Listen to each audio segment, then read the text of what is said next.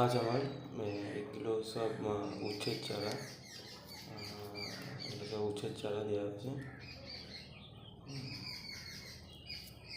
এগুলো সিম না বিনসের চারা।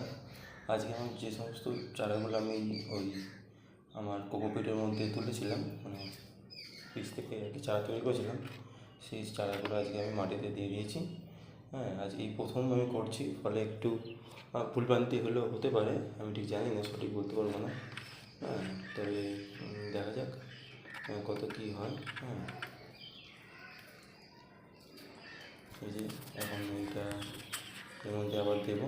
হ্যাঁ, এইটা দেবো আবার।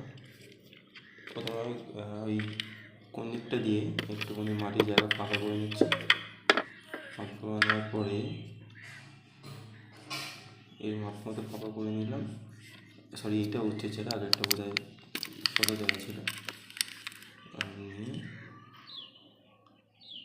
এইভাবে পুঁতে দিয়েছি।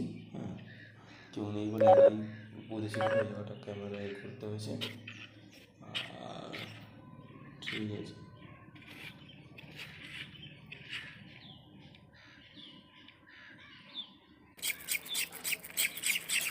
এরপর আমি কিছুটা একটু গুঁড়ো সার, এই যে দেখতে পাচ্ছেন নিচে সার দিয়েছিলাম, সার জৈব সার, এই সার দেওয়া হয়েছে। এরপরে আমি দিয়ে দিয়েছি এর মধ্যে সামান্য জল, বেশি জল দিয়েছি কারণ মাটিটা দিয়েছিল হালকা, তাই পুরোটাই দিতে পারবো। পুরো সার সব বই দিয়েছি, ভেতরে দিয়ে জলটা দিয়ে দিয়েছি।